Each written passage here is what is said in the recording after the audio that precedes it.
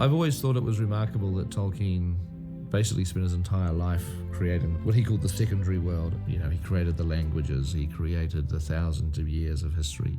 It's so rich and so detailed that nobody today that writes a piece of fiction is ever going to come close to the sheer wealth of information and detail. Of course, all of that makes it fiendishly difficult to adapt into any sort of movie. Behind one of the most ambitious film projects in history is the extremely popular book, the result of the life's work of one man. John Ronald Reuel Tolkien was born on the 3rd of January 1892 in Bloemfontein, South Africa, to English parents who had emigrated there. Just a month after his 4th birthday, when John Ronald was in Birmingham visiting his grandparents, his father, Arthur, died suddenly. Tolkien became half-orphaned in a country he didn't know. The absence of a father would have affected him. In a way, he became the father to his younger brother. He was raised by his mother, who he was very close to. In 1904, Mabel died from complications arising from diabetes. Tolkien was only 12. After that, he was shuffling from one place to another with only a guardian to look after him. There were something like 10 different houses he lived in the city. That life is quite a complicated one, quite an eventful one for a child. His mother had been his first teacher, encouraging him to take an interest in words. Her death cemented his study of languages. And I think in those circumstances, the school really was the refuge. It was the stable element in his life.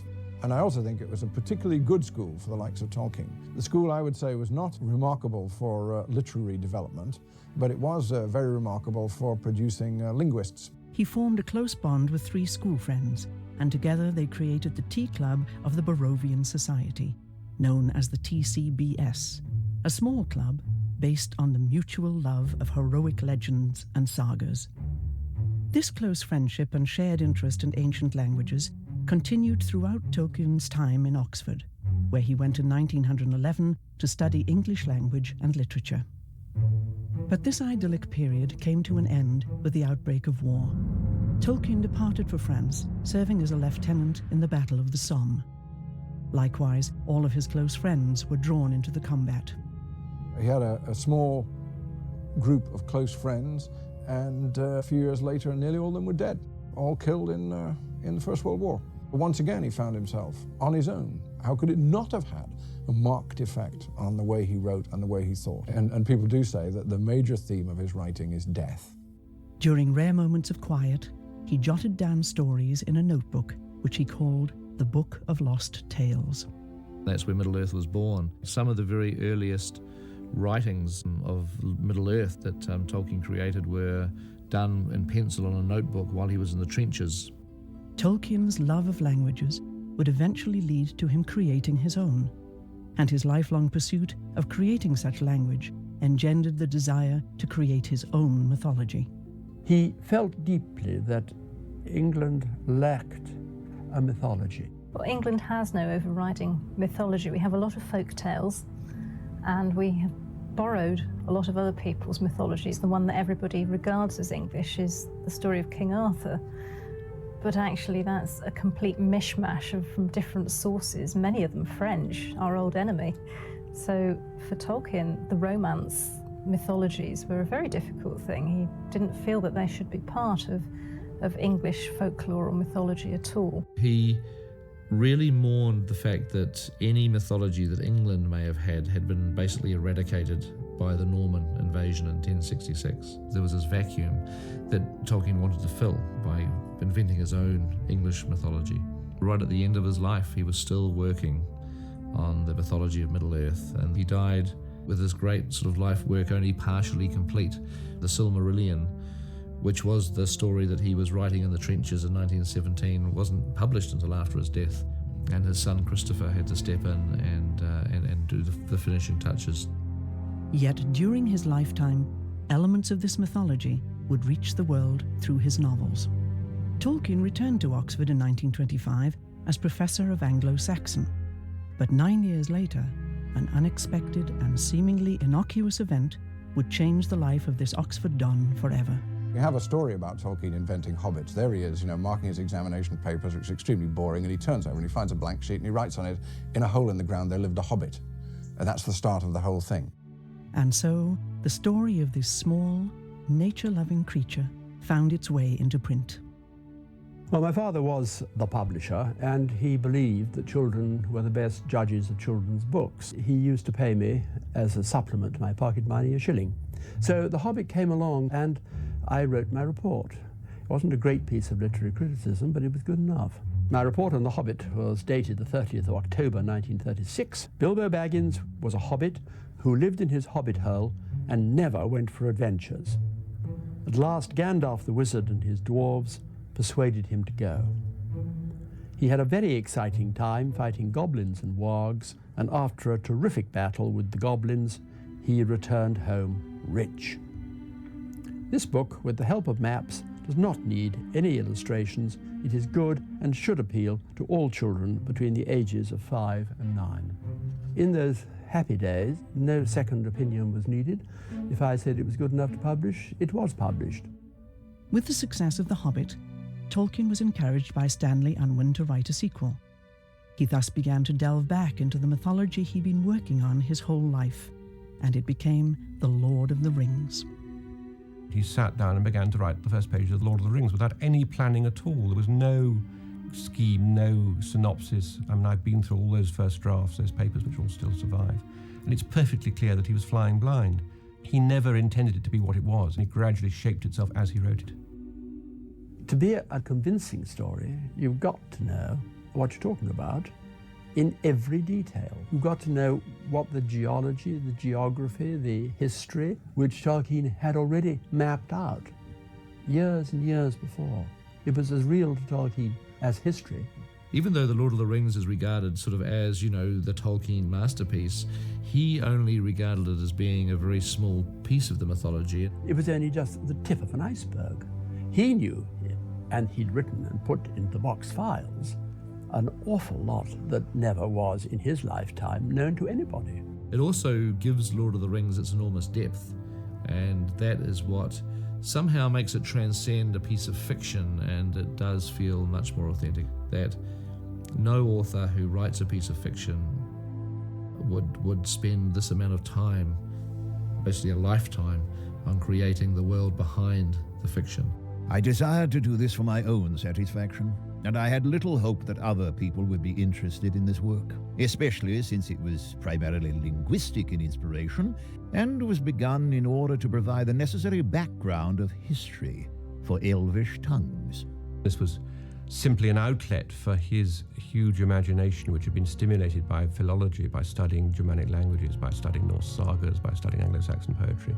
And that drove him not just to be a scholarly investigator of it, but to be a creator in the same genre. The first volume of the Lord of the Rings trilogy, The Fellowship of the Ring, was published by Allen and Unwin in 1954. It had taken Tolkien 12 years to complete his epic work. By now, he was nearly 60. He was exacting to a degree on how the book was produced. He was extremely stubborn and obstinate, and he wrote it the way he wanted to. You did not go around editing Tolkien. That would have been the absolute final sin. After all, he was a professor of English language and literature and knew what he was writing. I had very carefully made my estimate of losing £1,000 on the basis that there would be a fall-off. There wasn't. In fact, by the time we got to publishing book 3, we had increased our print number and on the way to reprinting 1 and 2. Over time, the book increased in popularity, eventually becoming the 20th century's second most read book after the Bible.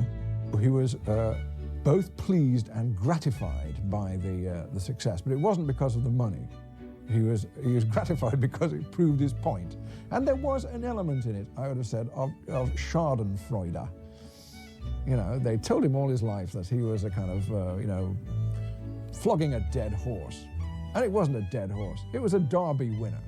Tolkien fan clubs began to spring up almost as soon as the book became well known. Not quite as when it was published in the 50s, but by the 60s they were starting to appear. You began to go to the New York subway and see sort of inscriptions on the walls saying Frodo lives. And you began to realize that something was happening.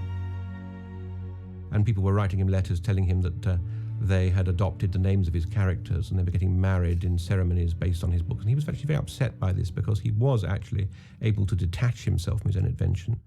The phenomenon of the Lord of the Rings continues today, and its popularity can be attributed to fundamental themes of human existence. The themes of Tolkien are another way of honouring the book because, you know, as we were saying, there's so much detail that you ultimately can't recreate the world of the Lord of the Rings, you know, with everything in the books, but the thematic material is obviously critically important to translate that from book to film because the themes are ultimately at the heart of any book. And Tolkien's themes in particular were in his heart. There's a tendency to expect too much of Tolkien and to expect answers that he never intended to provide. And there's a simultaneous oversimplification of what he wrote. Tolkien himself was horrified at modern analogies being placed on his work. He always rejected the notion that the stories were based on World War II and the rise of Hitler and all that. I think to apply modern political thinking on a story that is essentially 50 years old is a little bit inappropriate. Tolkien's famous for disliking allegory and maintaining with great force in his foreword to The Lord of the Rings that this is not an allegory. As for any inner meanings or message, it has in the intention for the author none.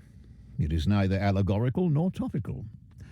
I cordially dislike allegory in all its manifestations, and always have done so since I grew old and wary enough to detect its presence. I much prefer history, true or feigned, with its varied applicability to the thought and experience of readers. I think that many confuse applicability with allegory, but the one resides in the freedom of the reader, and the other in the purposed domination of the author. What he means by allegory, of course, is that you can have a one-to-one substitution. So the ring equals, nuclear energy. That kind of simple-minded interpretation is exactly what he was trying to avoid, and it's part of his genius that he didn't write an allegorical book. That's why new generations of readers can keep on finding meanings from their own lives because of what he called applicability, to enable you to fill in the precise meanings of the various things you're reading about from your own experience. I think what Lord of the Rings is very good at portraying is that you can be courageous without having courage. He was, I believe, writing the antithesis of commercial fiction. This notion of being able to go on and finding hope in hopelessness. The most poignant statements in The Lord of the Rings are the elves, for example, who have been fighting what Galadriel calls the long defeat. And they've been knowing that they will lose for the last few thousand years, but they will continue fighting until they're defeated. Courage is also shown by plodding on even when you have no hope in the affair at all. It is in the dark moment that the eye begins to see. You know, it's like when you've reached your lowest point, when things look bleakest, that's when you really get a wake-up call. Something is found within, you know, to deal with the situation, to at least make the effort. The emphasis on courage against overwhelming odds is essentially a pagan point of view. You fight on even though you know that in the end you will lose. You can't have courage without fear. You can't be truly brave without knowing that there is something to fear and to overcome that fear in order to go out there and face it. You cannot weigh up the likelihood of your success as part of your venture. And that is why Frodo makes such a wonderful hero, because he is a halfling, he is a hobbit, he is small, and the forces he faces are huge. Frodo's not the only hero. And of course, without the heroism of all the people who helped him, Frodo would have failed. Our fates are all interconnected, as opposed to depending on this heroic individualism. Tolkien was profoundly pluralist. The Lord of the Rings is a multicultural and multiracial book. Against that pluralism, you have Mordor, which is one ring to rule them all. I think Tolkien himself, personally, was quite pessimistic. But I think there's hope in the books. This is a phrase Tolkien used, by the way, hope without guarantees, a very good description of what his book offers. Despair is for people who know, beyond any doubt, what the future is going to be. Nobody's in that position. So despair is not only a kind of sin, theologically, it's also a simple mistake, because nobody actually knows. In that sense, there always is hope. That's what's interesting about this story. There's no guarantee at any point of success. That's something no one can predict, what will happen. Even Galadriel, when it comes to it, in so many words, says to Frodo, I can't tell you what's going to happen. I don't know.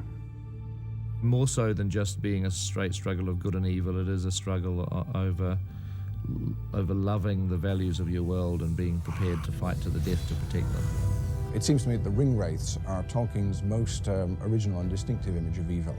And since he's a philologist, I think we should think about the word wraith. All right, what's a wraith? Well, it's actually related to words we know. For instance, it's related to wrath, which is anger. It's related to wreath, which is a twisted thing. It's related to the word writhe, which is to twist and turn. And all these suggest that actually a wraith is something which is defined by shape, not by substance. There's this vacuity, this emptiness at the heart of the ring wraiths. They actually, in a sense, have no lives of their own. They're totally dependent on Sauron and on the One Ring. That's an interesting aspect of Tolkien's view of evil, kind of a moral vacuum, a lack of independent life. This is something which is very distinctively modern. People of Tolkien's generation had a problem identifying evil.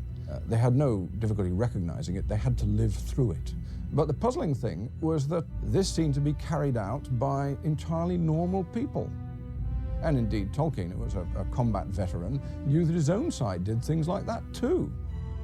The nature of evil in the 20th century has been curiously impersonal. It's as if sometimes nobody particularly wants to do it. In the end, you get the major atrocities of the 20th century being carried out by bureaucrats. Well, the people who do that kind of thing are wraiths. They've gone through the wraithing process. They don't know what's good and evil anymore. It's become a job or a routine.